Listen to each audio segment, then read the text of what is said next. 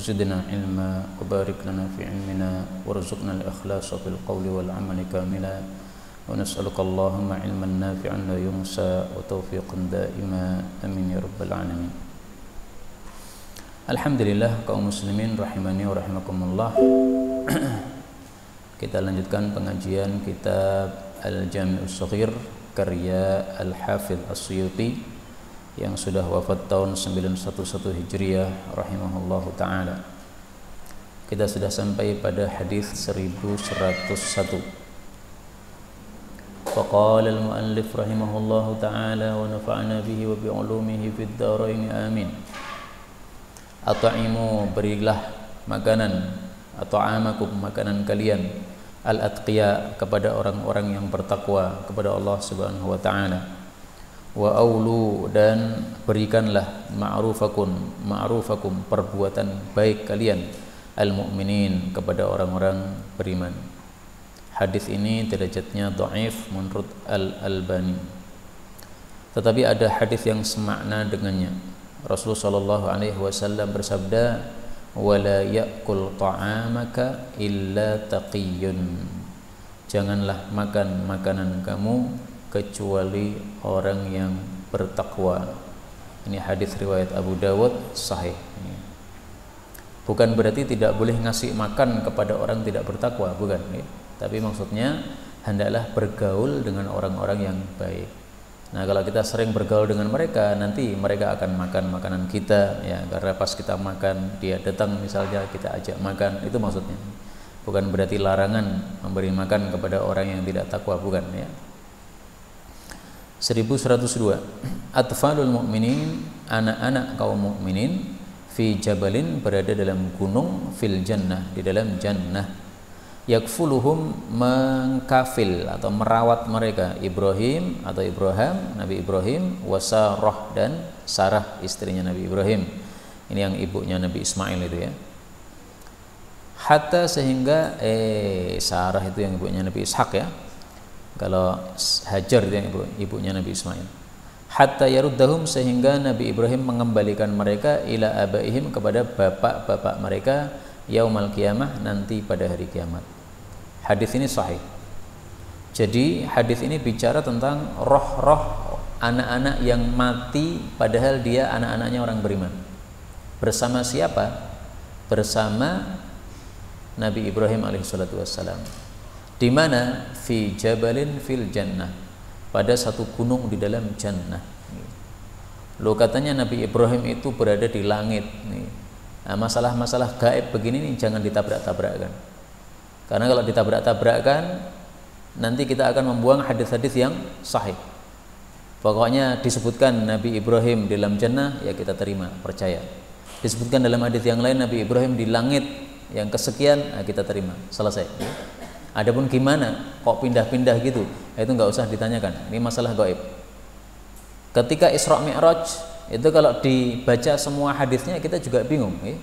Nabi datang dari Mekah ke Baitul Maqdis, di situ mengimami para nabi. Nabi Musa termasuk yang diimami. Habis itu naik ke langit, ketemu Nabi Musa di sana. Loh, ini jane piye? Ya udah, nggak usah ditanya, udah. Ini masalah gaib, pokoknya percaya saja. Yang penting yang memberitahu adalah Rasulullah sallallahu alaihi wasallam, pasti benar. 1103. Atfalul musyrikin, anak-anak kaum musyrikin, khadamu, adalah pelayan-pelayan ahlil jannah, bagi ahli jannah. Hadis ini sahih. Jadi maksudnya orang-orang kafir yang punya anak-anak kecil kemudian mati masih belum balik, maka anak-anak ini nanti masuk surga.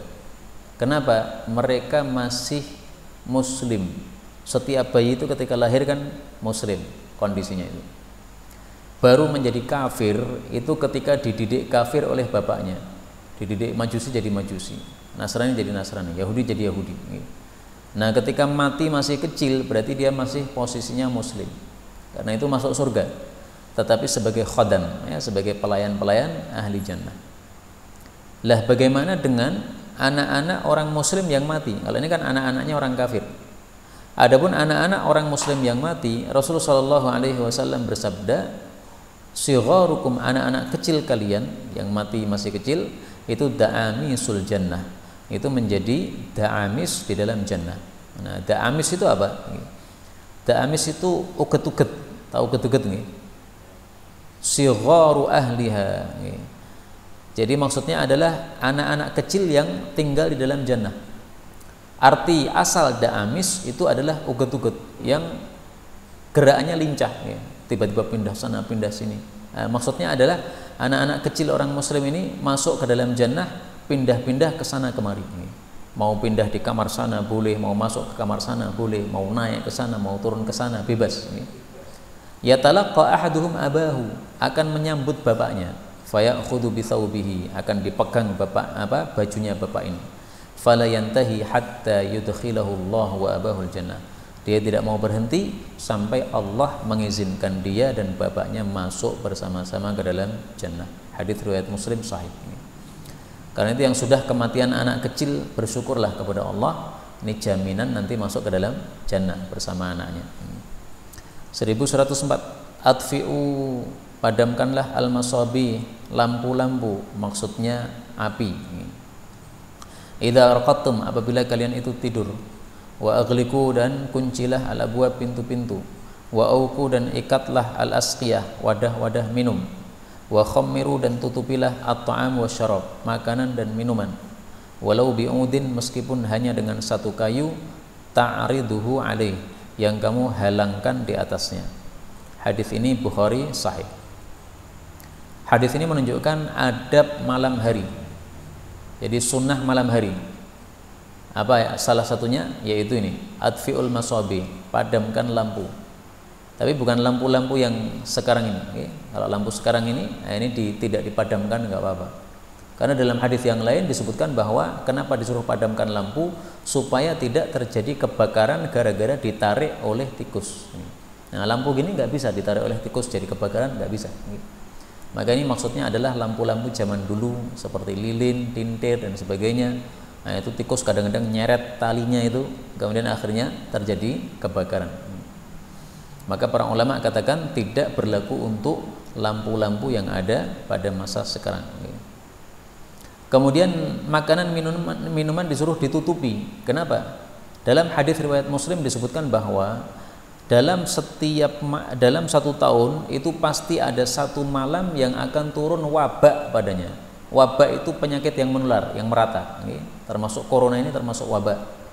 Nah, kita tidak ngerti kapan malam itu terjadi, sehingga setiap malam oleh Nabi disuruh nutupi makanan dan minuman.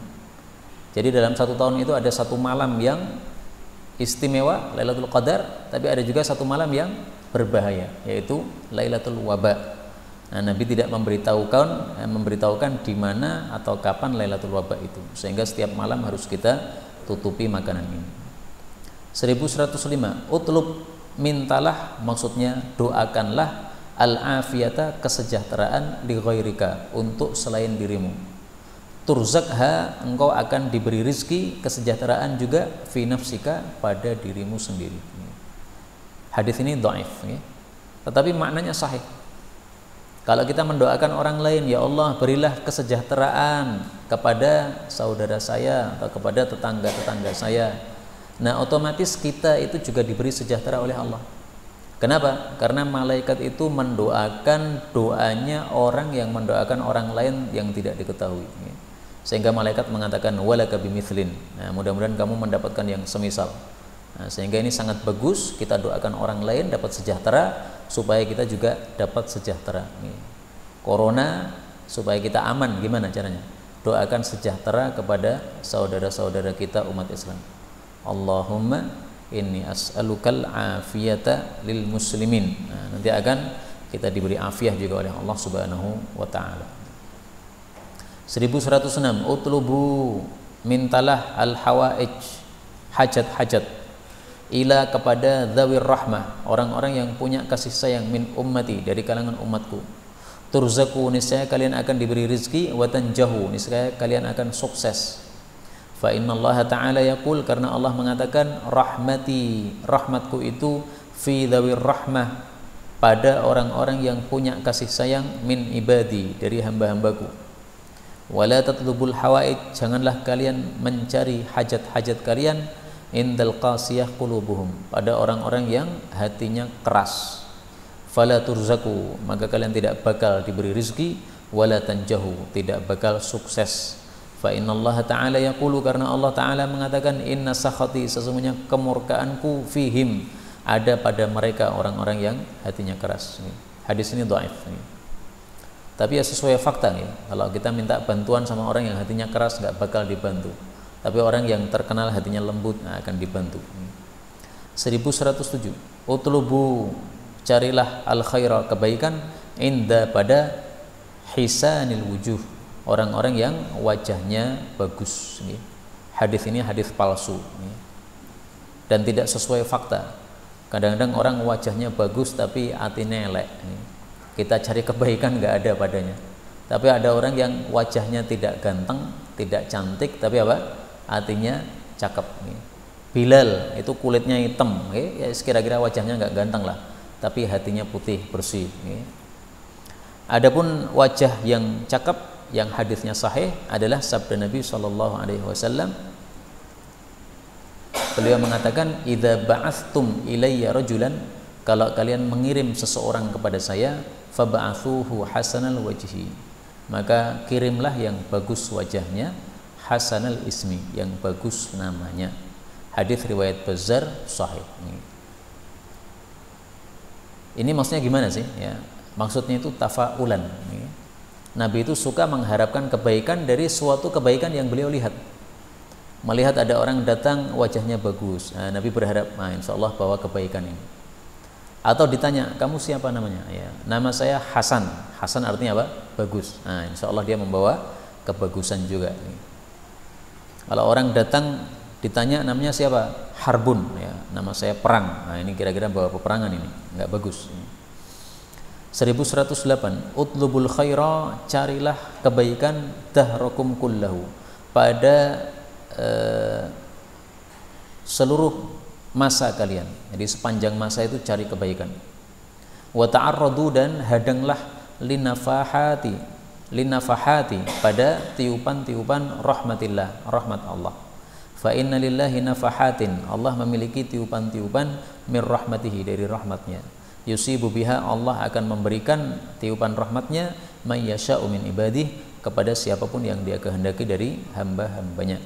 Wasallallahu, mintalah kepada Allah, ayyastura auratikum, untuk menutupi aurat-aurat kalian, maksudnya aib-aib kalian. Wa ayyu'ammina, dan bahwasanya Allah memberikan rasa aman, rawatikum, rasa takut, ketakutan-ketakutan kalian. Hadis ini dhaif. Yang dimaksud nafahat rahmatillah, tiupan rahmat Allah, itu maksudnya adalah waktu-waktu yang utama. Hari Jumat, bulan Ramadan, 10 awal Dzulhijjah, ba'da maghrib sampai isya, ya, ba'da subuh. Ini waktu-waktu utama, ini adalah waktu-waktu di mana rahmat Allah Subhanahu wa taala diturunkan. Nah, maka pada waktu-waktu yang utama seperti ini hendaklah kita hadang untuk mendapatkan rahmat tersebut. Jangan ditinggal tidur. Ba'da subuh tidur, ini berarti menyia-nyiakan rahmat Allah. Ini ada rahmat Allah sedang turun, ini kita hadang ya dengan melakukan kebaikan. Yang mau dagang silahkan dagang, insya Allah dagangnya diberkahi. Yang mau ngaji silahkan ngaji, ngajinya diberkahi. Cari ilmu pada subuh, diberkahi oleh Allah Subhanahu wa taala. 1109. Utlubur rizqa, carilah rizki, fi khabaya, pada tempat-tempat tersembunyi, al-ardi, dari bumi. Hadis ini dhaif. Maksud hadis ini adalah carilah rezeki dengan cara bercocok tanam. Bercocok tanam. Karena cocok tanam itu kita masukkan biji ke tanah, maka disebut sebagai khabayal ardi, tempat-tempat tersembunyi dari bumi. Ada juga yang menafsirkan maksudnya ini adalah mencari rezeki dari ma'din. Ma'din itu apa? Tambang. Karena tambang juga di dalam bumi. Tapi tafsiran yang pertama lebih terkenal. Kenapa dihasungkan untuk bercocok tanam? Karena cocok tanam ini adalah satu usaha yang paling tampak tawakalnya kepada Allah Subhanahu wa taala. Petani ya, itu paling tampak tawakalnya kepada Allah. Dia lempar benih, habis itu sudah ditinggal, pasrah sama Allah. Mau diapakan Allah terserah. Ya. Nah, nanti beberapa lama dilihat lagi bagaimana hasilnya, dirawat lagi, maka tawakalnya kepada Allah sangat tampak sekali dalam hal ini. 1110, utlubul ilma, carilah ilmu walau bisin, meskipun sampai Cina. Fa inna talabal ilmi, karena sesungguhnya mencari ilmu, maksudnya ilmu agama, faridatun, kewajiban, ala kulli muslim, atas setiap orang muslim. Hadis ini derajatnya dhaif, bahkan Syekh Albani mengatakan palsu. Tetapi saya ingin tampilkan di sini perselisihan pendapat para ulama tentang derajat hadis ini. Ibnul Jauzi mengatakan hadis ini palsu. Sementara itu Al-Mizzi mengatakan bahwa hadis ini punya beberapa jalur yang bisa kalau dikumpulkan itu mencapai derajat hasan. Imam Az-Zahabi mengatakan bahwasanya hadis ini diriwayatkan dari beberapa jalur yang dhaif, tetapi sebagiannya ada yang saleh. Saleh itu bisa hasan, bisa juga dhaif, tapi dhaif yang ringan. Dhaif yang ringan kalau digabungkan dengan dhaif yang lain yang sama-sama ringan dhaifnya, itu bisa menjadi hasan, terangkat derajatnya menjadi hasan. Nah, maka kesimpulannya hadis carilah ilmu meskipun ke Cina, ini adalah hadis yang diperselisihkan derajatnya oleh para ulama. Ada yang mengatakan palsu, termasuk Syekh Albani. Ada juga yang mengatakan tidak palsu karena jalurnya sangat banyak sekali. Wallahu a'lam bissawab. 1111 ini juga sama ya. Utlubul ilma walau bisin, fa inna talabal ilmi faridatun ala kulli muslim. Innal malaikah, sesungguhnya para malaikat, tadau ajnihataha, meletakkan sayap-sayapnya li talibil ilmi, untuk pencari ilmu. Ridon bima yatlub, karena ridho dengan apa yang dia cari, yaitu ridho dengan ilmu agama. Hadis ini juga dhaif. Tetapi kalimat terakhir dari hadis ini sahih. Malaikat meletakkan sayapnya kepada talibul ilm. Ini sahih ini. Dalam hadis-hadis yang lain. Ini kita cari di sini ya, yang sahih.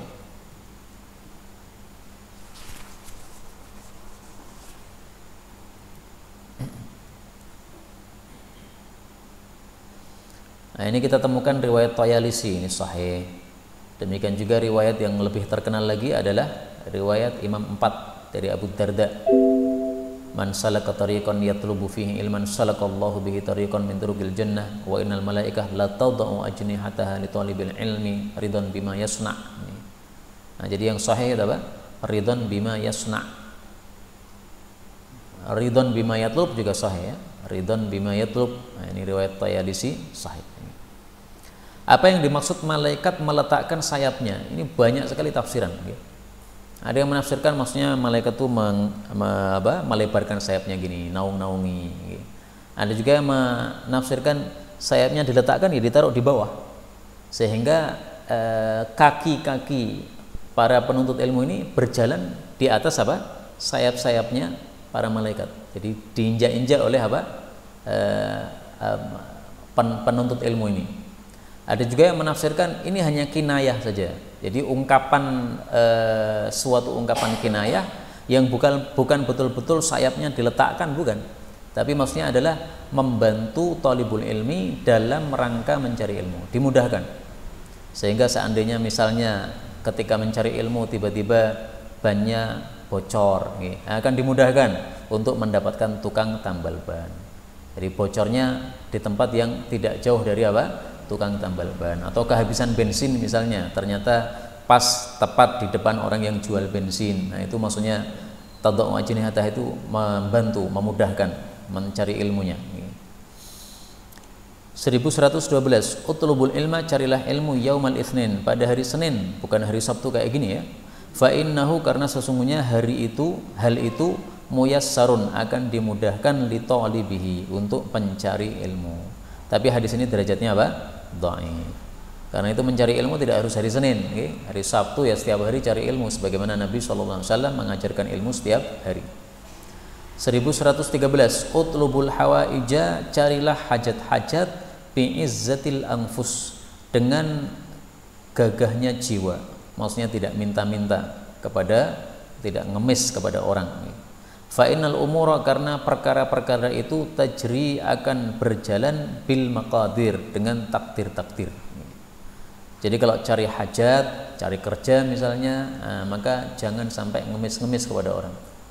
Ngelamar diterima alhamdulillah, tidak ya sudah, cari yang lain, nggak harus apa ngemis-ngemis begitu. Seperti dulu saya berusaha untuk bisa belajar di luar negeri. Ternyata kalau mau masuk kuliahan itu harus pakai ijazah. Nah, saya nggak punya ijazah. Makanya saya tidak minta, tidak ngemis, ya saya apa adanya saja. Saya pokoknya mau belajar, kondisi saya kayak begini, nggak punya ijazah. Diterima alhamdulillah, nggak diterima ya sudah, cari yang lain. Nah, ternyata al-umur tajri bil maqadir, segala urusan itu akan mengalir, akan berjalan sesuai takdir. Nah, Allah takdirkan saya tidak masuk kuliahan, tapi sampai hari ini masih bisa belajar sama para masyayikh, terutama dalam kondisi Covid ini. Ini para masyayikh sudah tidak ada lagi yang datang ke kampus-kampus karena kampusnya semuanya ditutup. Akhirnya mereka ngasih kuliahan pakai Zoom. Nah, semua orang malah bisa ikut dari seluruh dunia. Dia berada di rumahnya, buka Zoom-nya. Nah, semua yang ikut silahkan ikut. Ini setiap hari ada pengajian kayak begitu. 1114. Utlubul fadla, carilah karunia atau kelebihan. Indar ruhama, pada orang-orang yang punya kasih sayang. Min ummati, dari kalangan umatku. Ta'ishu fi aknafihim, kalian akan hidup pada lindungan mereka. Fa inna fihim rahmati, karena pada merekalah rahmat saya. Wala tatlubu, janganlah kalian mencari minal qasiyati qulubuhum, dari orang-orang yang keras hatinya. Fa innahum yantadhiruna sakhati, karena mereka itu menunggu murka saya. Hadis ini juga dhaif ya, sama dengan yang sebelumnya tadi, semakna. 1115. Utlubul ma'ruf, carilah kebaikan. Min ruhamai ummati, dari orang-orang yang rahmat dari umatku. Ta'ishu fi aknafihim, kalian akan hidup pada lindungan mereka. Wala tatlubuhu minal qasiyati qulubuhum fa innal la'nata tanzilu alaihim, sama ya. Ya Ali, wahai Ali bin Abi Thalib. Tapi meskipun ini khitabnya kepada Ali, tapi berlakunya untuk semua umat. Innallaha ta'ala khalaqal ma'ruf, sesungguhnya Allah itu menciptakan kebaikan. Wa khalaqalahu ahla, dan menciptakan untuknya orang yang ahli melakukan kebaikan. Fahabbabahu ilaihim, maka Allah mencintakan, ya, menjadikan cinta berbuat baik kepada mereka ini. Wa habbaba ilaihim fi'alahu, dan mencintakan kepada mereka melakukan kebaikan-kebaikan. Wa wajjaha ilaihim, dan mengarahkan kepada mereka tullabahu, orang-orang yang mencari atau membutuhkan kebaikan. Kama wajjahal ma, sebagaimana Allah mengarahkan air fil ardil jadbah, pada tanah yang kering. Litahya bihi, supaya dia hidup dengan air tersebut. Wayahya bihi ahluha, dan juga hidup dengan air tadi penghuninya, penduduknya. Inna ahlal ma'rufi fid dunya, sesungguhnya orang-orang yang ahli melakukan kebaikan di dunia, hum ahlul ma'rufi fil akhirah, merekalah orang-orang yang ahli melakukan kebaikan di akhirat kelak. Hadis riwayat Hakim, didhaifkan oleh Al-Albani. Tapi kalimat yang terakhir ini sahih dari hadis yang lain. Orang-orang yang ahli melakukan kebaikan di dunia, ahli melakukan kebaikan juga di akhirat. Bahkan saya dapatkan keterangan para ulama yang di dunia itu dibutuhkan oleh umat, nanti di akhirat juga dibutuhkan lagi oleh umat. Karena Allah menawarkan kepada manusia ahli jannah, wahai ahli jannah, mintalah, ya, apa yang kalian mau butuhkan, minta saja. Ini orang-orang kalau tidak diberitahu oleh para ulama nggak paham mau minta apa. Tapi akhirnya nanti terakhir Allah akan menyuruh mereka minta, mereka menjawab, apa yang kami minta ya Allah? Ini sudah lengkap semua pemberian Engkau dalam jannah ini.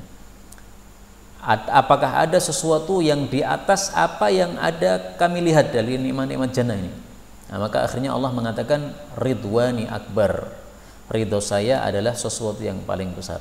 Nah, akhirnya Allah kasih ridho kepada mereka, tidak akan murka selama-lamanya, tidak akan dikeluarkan dari jannahnya Allah Subhanahu wa taala. Mudah-mudahan kita termasuk mereka, amin ya rabbal alamin.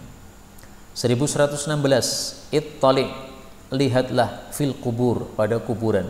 Wa'tabir, ambillah pelajaran, bin nusyur, terhadap kehidupan setelah kematian. Nusyur itu kehidupan nanti setelah kematian kita di alam barzakh. Ini hadisnya dhaif, bahkan kata Al-Albani hadis yang palsu. Tapi cukup bagi kita hadis-hadis yang menghasung kita untuk ingat mati. Hadisnya sahih. Cukup bagi kita hadis-hadis yang menghasung kita untuk melakukan ziarah kubur, untuk ngambil pelajaran. Hadisnya juga sahih. Maka sebagian ulama itu ada yang ziarah kuburnya setiap bulan 1 kali. Kata mereka, ziarah kubur 1 bulan 1 kali untuk menambah semangat untuk beramal selama sebulan tadi. Nah, nanti kalau sudah masuk bulan berikutnya mulai lemas lagi dalam beramal. Nah, supaya semangat lagi beramal, ziarah kubur lagi. Ziarah kubur tiap bulan boleh enggak? Boleh. Tapi untuk perempuan enggak boleh. Perempuan bolehnya ziarah kubur itu jarang-jarang. Kalau terlalu sering, setiap bulan enggak boleh. 1117. Ittala'tu fil jannah, aku melihat ke dalam jannah. Fara'aitu, maka saya melihat aktsara ahliha, kebanyakan penduduknya al-fuqara, orang-orang miskin. Wattala'tu finnar, saya lihat ke dalam neraka. Fara'aitu aktsara ahliha, kulihat kebanyakan penghuninya an-nisa, para wanita. Hadis muttafaqun alaih. Kenapa banyak orang fakir masuk ke dalam jannah?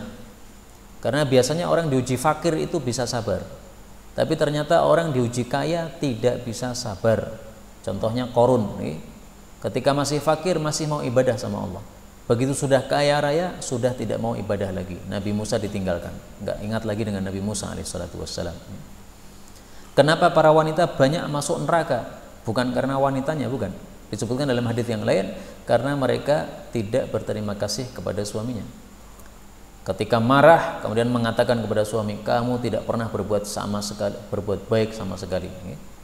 Padahal tidak mungkin orang tidak berbuat baik sama sekali kepada istrinya, itu nggak mungkin. Ini saking marahnya sampai mengucapkan kata-kata bohong seperti itu. Karena itu ringkasnya penyebab masuk neraka bukan karena wanita ya, karena Allah itu maha adil, tapi karena tingkahnya. Sehingga kalau tingkah ini dilakukan oleh suami ya sama aja, dia masuk ke dalam neraka dengan sebab tingkah tersebut. 1118. Atwa'ukum lillah, yang paling taat di antara kalian kepada Allah, alladzi yabda'u sahibahu bisalam, yang memulai kepada temannya dengan ucapan salam. Hadis ini dhaif ya, belum ada tulisannya dhaif, ditulis sendiri.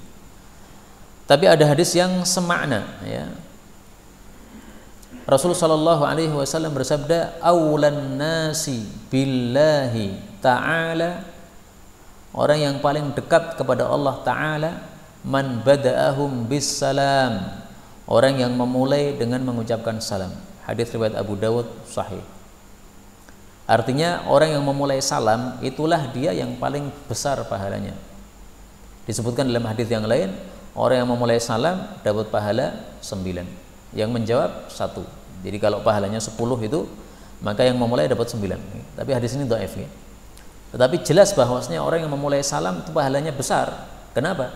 Dia yang mulai mengingatkan kepada Allah. Salam kan nama Allah. Assalamualaikum. Nah, mengajak orang ingat Allah, ini pahalanya lebih besar daripada yang diajak untuk ingat Allah Subhanahu wa ta'ala. Karena itu kalau kita berpapasan sesama muslim, yang paling besar pahalanya siapa? Yang paling dahulu mengucapkan salam. Assalamualaikum. Bagaimana kalau salamnya berbarengan? Nggak ada masalah. Insya Allah dua-duanya apa? Pahalanya sama-sama besarnya. 1119. Atwalun nasi a'naqan, yang paling tinggi, paling panjang di antara manusia tengkoknya yaumal qiyamah, pada hari kiamat, adalah al-muadzinun, orang-orang yang azan. Hadis riwayat Ahmad sahih. Nah, jadi yang suka azan di dunia ini nanti tengkoknya panjang Pak, kayak jerapah. Mau Pak? Mau. Nah, tengkoknya panjang ini ditafsiri macam-macam oleh para ulama. Ada yang menafsiri ya sesuai zahirnya, tengkok panjang ya sudah, tengkok panjang kayak jerapah itu panjang. Nah, terus fungsinya apa tengkok panjang? Di akhirat nanti matahari sangat dekat pada kepala, sehingga orang di padang mahsyar keringatnya bercucuran banyak sekali.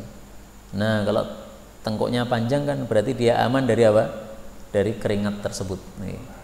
Nah, tidak kelep, tidak apa? Tidak terbenam oleh keringatnya sendiri. Alhamdulillah. Tapi ada tafsir yang lain. Ini hanyalah kinayah. Saya sebenarnya cocoknya tafsiran yang kinayah ini, ya. Karena mengatakan bahwa manusia kayak jerapah ini kok sesuatu yang aneh, gharib, janggal. Sehingga tafsiran yang kedua ini lebih bagus insya Allah. Ini maksudnya adalah Allah akan berikan kemuliaan kepada orang-orang yang adzan ini. Orang mulia itu kan biasanya ditaruh di tempat yang tinggi. Nah, maka di tempat yang tinggi diungkapkan dengan kata-kata orang yang paling panjang tengkuknya, sehingga dia berada pada tempat yang tinggi begitu. Tapi ini ungkapan saja ya, tidak betul-betul tengkuknya jadi panjang. Wallahu a'lam, nanti ditunggu saja. Apakah ada orang-orang yang tengkuknya panjang di akhirat? Nah, kalau ada mungkin ya berarti itulah tafsiran yang benar. 1120. Adzan itu idealnya berapa tahun, Pak? Idealnya adzan berapa tahun? Idealnya menurut saya 12 tahun. Man adzana thintai asyrata sana. Siapa yang adzan sampai 12 tahun, wajabat lahul jannah, pasti masuk jannah. Wa kutiba lahu bita'dzinihi, ditulis setiap kali adzannya fi kulli yaumin sittuna hasanah, ada 60 pahala. Wa bi iqamatihi 30 hasanah, qamatnya 30 pahala. Hadis riwayat Ibnu Majah, derajatnya sahih. Nah, maka saya katakan adzan itu idealnya berapa? 12 tahun. Pak Di udah adzan berapa tahun, Pak Di? 16 tahun. Nah, pun jujul. Tapi jangan berhenti. Berhentinya kalau sudah tidak bisa adzan lagi. Nah, yang mau jadi muadzin ini paling bagusnya ini ngejar target 12 tahun. Masya Allah. 12 itu lama apa betul, Pak? Yang dibayangkan lama gitu. Yang dilakukannya cepat nih. Buktinya dulu kita usia 30, sekarang 40. Dulu usia 20, sekarang 30. Cepat sekali, 10 tahun itu, enggak terasa. 1120. Utwu, lipatlah thiyabakum, kain-kain kalian atau pakaian-pakaian kalian. Tarji ilaiha, akan kembali kepadanya arwahuha, roh-rohnya, maksudnya kekuatannya. Fa inna syaitan, karena sesungguhnya setan itu idza wajada thauban, kalau mendapati satu baju matwiyan yang dilipat, lam yalbashu, dia tidak akan memakainya. Wa in wajadahu mangsyuran, tetapi kalau mendapatinya dalam keadaan terbuka, tidak dilipat, labisahu, setan akan memakainya. Tapi hadis ini derajatnya palsu sebagaimana kata Al-Albani, sehingga nggak bisa dijadikan hujjah. Maksudnya hadis ini gimana? Lipatlah baju ketika kita melepasnya. Misalnya mau tidur, nah ini gamis ini kan tidak mungkin dipakai lagi, dilepas. Nah, ini menurut hadis ini jangan digantungkan, tapi apa? Dilipat, supaya awet. Kalau digantungkan nggak awet. Kenapa? Dipakai setan. Jadi yang memakai bukan satu orang, yang memakai 2 orang, pemiliknya sama setan yang berada di rumah tadi. Tapi karena hadisnya palsu, tidak bisa dijadikan sebagai hujjah.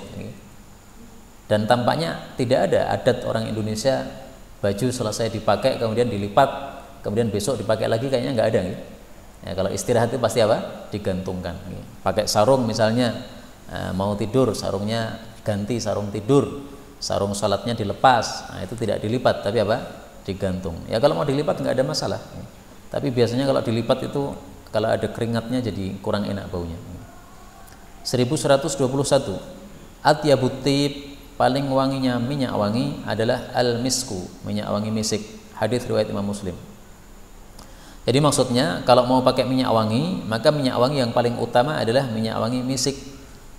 Tapi bukan misik-misik yang dijual di pasaran, karena itu hanya misik palsu, namanya misik tapi bukan misik.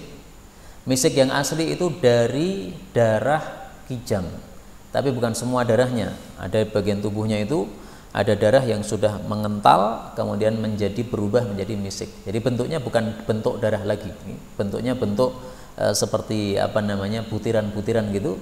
Nanti diolah menjadi minyak wangi misik. Minyak wangi yang sangat wangi, dipakai sekali itu bisa bertahan beberapa hari, 1 pekan, 1 bulan. Kalau minyak wangi misik yang asli, harganya sangat mahal. Saya nggak ngerti kalau mau beli di mana. 1122. Atyabul kasbi, usaha yang paling bagus adalah amalur rajul, pekerjaan seseorang biyadihi, dengan tangannya sendiri. Misalnya para tukang atau tukang jahit dan sebagainya. Wa kullu bai'in, dan setiap jual beli mabrurin, yang baik. Nah, maka para tukang bergembiralah dengan sebab hadis ini. Pekerjaan panjenengan itu adalah atyabul kasbi, ya, usaha yang paling bagus. Karena kita bekerja dengan tangan kita, nah menghasilkan itu adalah apa? Yang paling bagus. Atau jual beli. Jadi yang membuat bukan kita hanya kulaan saja, yang membuat orang lain. Habis itu kita jual. Itu juga bagus kalau mabrur, kalau jual belinya bagus. Bagus itu tidak ada kemaksiatan padanya. Tidak ada riba, tidak ada denda ketika telat membayar karena termasuk riba. Tidak ada tipu-tipuan. Nah, itu semuanya adalah jual beli yang bagus. Para ulama berselisih pendapat, usaha apa yang paling utama? Sebagian ulama berpendapat usaha yang paling utama adalah bercocok tanam, berdasarkan hadis yang tadi ya. Orang yang bercocok tanam adalah yang paling tampak tawakalnya kepada Allah Subhanahu wa taala. Sebagian lagi berpendapat usaha yang paling bagus adalah yang disebutkan dalam hadis ini. Bekerja dengan kedua tangannya, kemudian memakan hasilnya seperti Nabi Daud alaihissalatu wassalam, membuat pedang dengan tangannya ya, diolah jadi pedang, besi-besi itu jadi baju besi, kemudian dijual, nah, kemudian dia makan dari hasil jualannya tadi. Atau jual beli yang bagus. Pendapat yang ketiga, bahwasanya usaha yang paling bagus adalah usaha hasil dari peperangan, berdasarkan hadis berikutnya 1123. Atyabu kasbil muslim, usaha paling bagus bagi seorang muslim adalah sahmuhu, bagian dia, bagian dari ghanimah fi sabilillah, di jalan Allah, maksudnya dalam medan jihad fi sabilillah. Hadis ini tapi derajatnya apa? Dhaif. Meskipun dhaif tapi dikuatkan oleh hadis yang lain. Rasul sallallahu alaihi wasallam bersabda, "Wa ju'ila rizqi tahta dhilli rumhi." Dijadikan rezeki saya oleh Allah di bawah naungan tombak saya. Maksudnya rezekinya Nabi itu dari hasil perang. Maka Nabi Muhammad SAW nggak pernah berbisnis, nggak pernah. Dulu berbisnis sebelum jadi Nabi, tapi setelah jadi Nabi udah sibuk dakwah, nggak sempat bisnis lagi. Nah terus rezekinya dari mana? Dari hasil perang. Nah maka Ibnul Qayyim mengatakan hasil perang inilah rezeki paling utama, dengan dalil Nabi oleh Allah dikasih rizki dari hasil perang. Tidak mungkin Nabi dikasih rizki yang bukan paling utama. Yang dipilihkan oleh Allah untuk nabinya itu pastinya yang paling utama. Nah, maka hadis ini ya, riwayat Imam Ahmad sahih, menguatkan pendapat yang ketiga ini. 1124, atyabul lahmi, daging yang paling lezat, lahmudz dhahri, daging punggung. Hadis ini didhaifkan oleh Al-Albani. Tapi memang orang-orang banyak yang mengatakan daging punggung paling lezat, paling empuk, tidak alot nih, wallahu alam. Dan para ulama berselisih pendapat, daging paling utama itu daging mana? Sebagian mengatakan daging paling utama adalah daging yang paling depan. Semakin jauh dari dubur semakin utama. Maka daging pada tengkuk ini paling utama. Tengkuk ini kan kepala, ini kan paling jauh dari dubur. Pokoknya semakin jauh dari dubur semakin utama. Semakin dekat dengan dubur semakin tidak utama, karena dekat dengan kotoran. Nah, katanya enak yang bol, apa? Brutu. Nah, di hik biasanya ada Pak. Nah, itu yang tidak sesuai sunnah. Nah, itu daging yang tidak sesuai sunnah. Karena Nabi itu sukanya yang jauh dari dubur, malah orang-orang apa? Milih yang dekat dengan dubur. Tapi lah enak pripun milih. Ya enggak ada masalah, enggak sampai dosa itu enggak. Cuma kalau Nabi itu tidak senang yang dekat-dekat dengan dubur. Ini pendapat pertama. Pendapat kedua, bahwasanya daging paling utama itu adalah daging hasta. Ya kalau kaki kambing disebut napa lah, sampil napa-napa nggih. Nah, itu yang paling utama. Kenapa? Karena itulah yang paling disukai oleh Rasulullah sallallahu alaihi wasallam. Saya carikan dalilnya. Karena adalah Nabi sallallahu alaihi wasallam yu'jibuhu, menyenangi adz-dzira'u, daging hasta. Di sampil atau yang dekat dengannya, pokoknya yang di kakinya itu adalah yang disukai oleh Nabi sallallahu alaihi wasallam. Hadis riwayat Abu Daud sahih. 1125 terakhir nih. Atyabus syarab, paling lezatnya minuman adalah al-hulwu, yang manis, al-barid, yang dingin. Tapi hadis ini juga didhaifkan oleh Al-Albani. Tapi ada hadis yang sahih yang semakna dengannya. Bukan semakna ya, tapi yang minuman paling disukai oleh Nabi. Karena adalah ahabbas syarabi ilaihi, minuman paling disukai oleh Nabi, al-hulwu yang manis, al-barid yang dingin. Hadis riwayat Tirmidzi. Nah, kalau niki panas niki tidak sesuai sunnah nih, Pak. Tapi niki jaya ya. Yang jaya adem ya ora enak. Malah cocoknya panas ngeten niki. Nah, besok katanya mau dibuatkan es nggih. Mboten napa-napa, ditunggu mawon nggih. Tapi yang dimaksud al-hulwul barid, dingin yang manis, ini bukan dingin es gitu, bukan maksudnya. Jadi maksudnya minuman dingin, minuman yang tidak panas, bukan yang dingin karena ada esnya, bukan. Minuman yang seger kalau diminum. Ya es itu ya termasuk yang barid ya, tapi bukan itulah yang dimaksud oleh hadis ini. Karena Nabi SAW kalau minum itu tidak menyiapkan es batu, itu enggak menyiapkan, enggak menyiapkan kulkas, enggak. Tapi maksudnya air minum yang sudah didiamkan selama 1 malam. Jadi di ba'da isya disiapkan dalam satu wadah, ditinggal sampai 1 malam. Besok pagi baru diminum oleh Rasulullah SAW. Itulah minuman yang paling disukai oleh Rasulullah SAW. Tapi bukan berarti kalau minuman panas tidak sesuai sunnah, kemudian pahalanya sedikit, enggak, sama sekali tidak. Silahkan minum panas, enggak ada masalah. Yang penting panasnya tidak terlalu dahsyat, karena kalau panas yang dahsyat itu makruh karena menyebabkan lidah kita bisa luka dengan sebab panasnya. Sehingga disuruh menunggu kalau minuman panas itu agak dingin dikit. Ditunggu sampai uapnya itu sudah enggak ada lagi. Kalau masih uapnya dahsyat, itu kan masih panas itu. Kalau nekat diminum bahaya. Wallahu ta'ala alam bisawab. Inilah yang dapat kita pelajari pada malam hari ini. Benarnya dari Allah, dan kalau ada salahnya fa astaghfirullahal azim li wa lakum.